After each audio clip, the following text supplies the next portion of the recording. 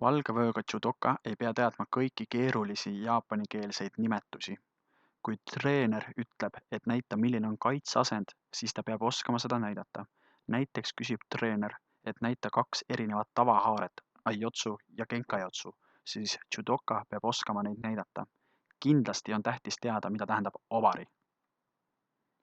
Vöö sidumine. Selleks on meil 2 erinevat varianti, üks on natuke lihtsam, teine on natukene raskem. Algselt paned vöö pooleks. Hõlmad kokku. Nüüd keskmine koht läheb naba alla ja hakkad ümber siduma.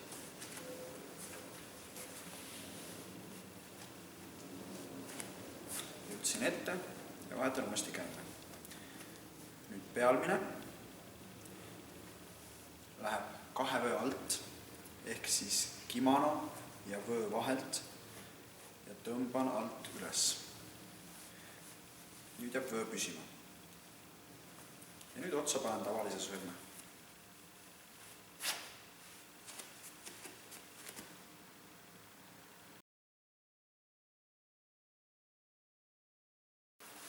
Hõlmad kokku ja vöö sidumist alustad nii.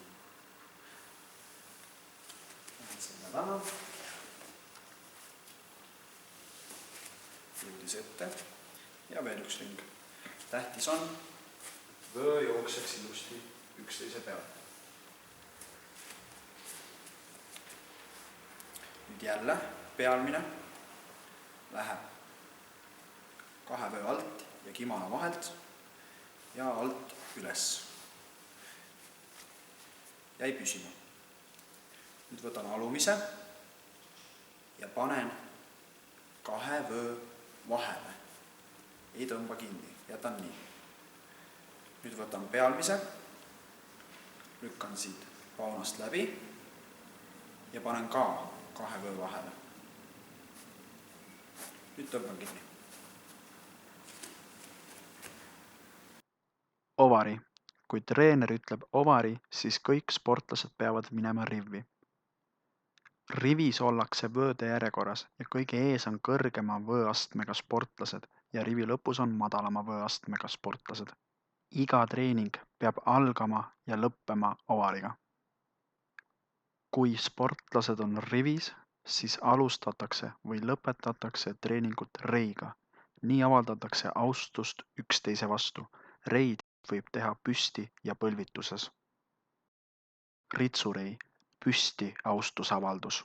Ritsurei puhul pea vaatab alla, käed peavad külje pealt libistama ette kuni põlvedeni ja kannad peavad olema koos. Saarei. Austuse avaldus põlvituses. Põlvitusse minnes peab alati esimesena vasaku jalaga põlve peale minema.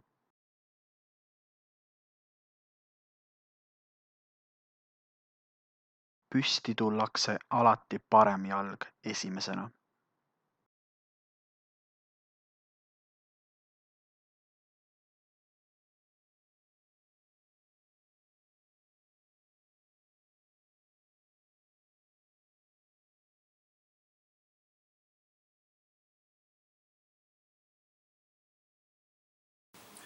Shisentai ja chigotai.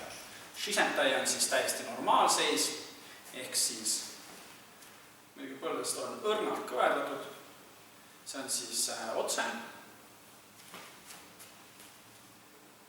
Hidari, Shisentai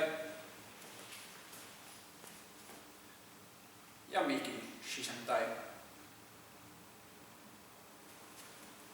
Ja nüüd chigotai, kaitseasend. Põlvest all, see on siis otse, kaitseasend, hidari, chigotai, kaitseasend ja migi, chigotai. Shintai. Liikumised matil. Ayumiashi ja Tsugiashi. Jätke meelde, et judoka liigub matil võimalikult vähe jalgu kõrgele tõstes, sest mida tugevam on kontakt matiga, seda parem on tasakaal. Ayumiashi, liikumise suunad nägu ees ja selge ees. Jalad liiguvad parem-vasak ja võimalikult tugev peab olema kontakt maaga, seega jalgu ei tohi kõrgele tõsta. Tsugiashi, liikumise suunad on nägu ees selge ees vasakule, paremale ja ringliikumine. Tsugiashi puhul üks jalg liigub ees ja teine tuleb järele. Pöörake ka tähelepanu sellele, et jalad peavad olema põlvedest natukene kõverdatud.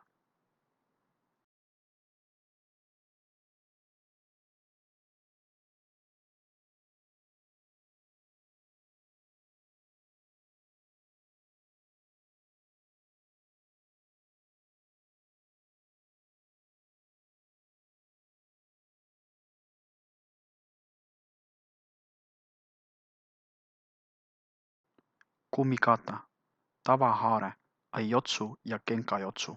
Aiotsu.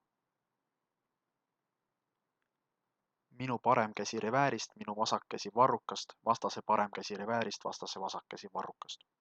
Ja vastupidi. Kenkajotsu. Minu vasak käsi reväärist, minu parem käsi varrukast, vastase parem käsi reväärist, vastase vasak käsi varrukast ja vastupidi. Ukemi-vasa. Kukkumised. Mae ukemi, ushiro ukemi, yoko ukemi, maemavari ukemi. Kukkumiste ajal peavad olema sõrmed koos. Mae ukemi, ette kukkumine.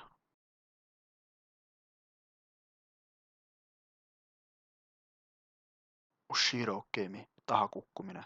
Kukkumise ajal peab olema lõug rinnal. Yoko ukemi, külje peale kukkumine. Peab sooritama migi ja hidari, ehk siis paremale ja vasakule.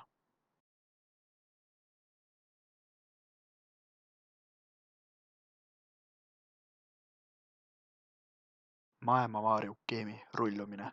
Migi ja hidari, paremale ja vasakule. Kindlasti pöörake tähelepanu sellele, kuidas rullumise lõpus püsti tulla. Jalad peavad olema paralleelselt, ei tohi minna risti.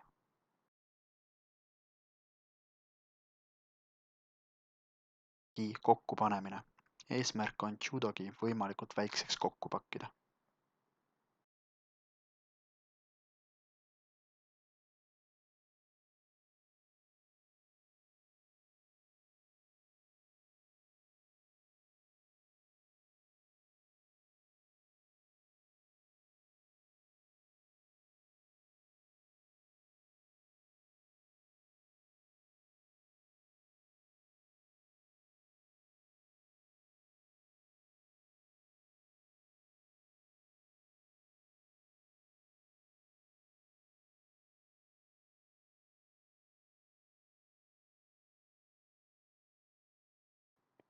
Nii saab judogid mugavalt kaasas kanda, ilma et peaks mingit kotti selleks kasutama.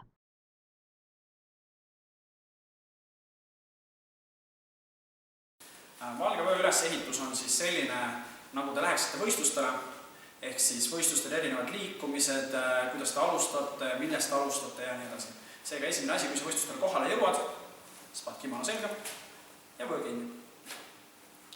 Järgmine asi muidugi, võtate riivi, alustate võistlust, seega kõik lähevad sirgesse riivi, kas siis püstireil ehk siis ritsureil või põlvituses reil, saareil. Nii, järgmine asi, kui võistlus on alustatud, kutsutakse sind mati peale, siis sa liigud tatami poole ja põhimõtteliselt liikumisel sa kasutad siis mati peale minekul Ayumiashi ehk siis mõõdu samm. Üks jalg, teine jalg, üks jalg, teine jalg. Jõudsid tatami juurde, ootad oma järjekorda, kuna minna nii-öelda siis matile, seega sa seisad normaalasendis ehk siis Shisentai. Ootad oma järjekorda, Shisentai. Nii, jälle Ayumiashiga liigud mati juurde, jõudsid vastasele vastu, teed rei, astud sammu ette, jõuad joone juurde, teed jälle rei. Nii, nüüd, kui sa astud sellest joonest üle, see tähendab seda, et kohe hakkab võistlus pihta, siis on sul ülesanne võtta kaitseasend ehk siis maadusasend põlvest alla ehk siis Chigatai, võitlusasend. ja nüüd, kui ma hakkan siis olen nii-öelda võitlusasendis, kaitseasendis, põlvest all, käed on ees, valmis, öeldakse hachime, siis vastase juurde hakkad sa liikuma sugihashiga. Ehk siis üks jalg on ees ja kogu maadlus asendad lihtsalt sugihashiga, liigud külje peale, ette taha. Nüüd, kui jõudsid vastase juurde, järgmine asi, mis teed, sugihashiga liikusid vastase juurde, sa võtad haarde. Üks käsi võttis reväärist, kui minu vasak käsi võttis reväärist, vastasel võtab parem käsi reväärist, siit võtame kinni, on kenkajotsu, maadleme kenkajotsu haardest. Nüüd, kui vastane tuleb teine külg ees, siis mina ei vaheta oma külge, sest mina tahan ikka maadleda enda vasak külg ees. Võtame jälle haarde, on aiotsu. Nii, nüüd kui näiteks maadlema hakkame, toimuvad heited, järgmisena tulid kukkumised, maeokeemi, jokokeemi, ushiro-keemi, maailmavaariokeemi. Seega valgevõiga sportlane peab oskama just kukkuda võistlustel näiteks maadel, teed heite, viskad, vastane ilusti. Selge maitse läbi. Jälle teeme rei ilusti. Rei. Nüüd, kui võistlus läbi on sinu jaoks, siis mida sa tegema pead? Sa pead oma kimono kokku pakkima. Pakid ilusti kimono kokku ja lähed koju. Spordiklubi Parra moto austa, arene, alista. Kui lapsed tulevad klubisse treenima, siis esmalt hakatakse neile õpetama austust kõige selle vastu, mis on nende ümber. Seejärel keskendutakse laste vaimsele ja füüsilisele arengule. Kõigele eelnevale järgneb alistamine ehk võitmine spordis kui ka teistes elus tähtsates valdkondades.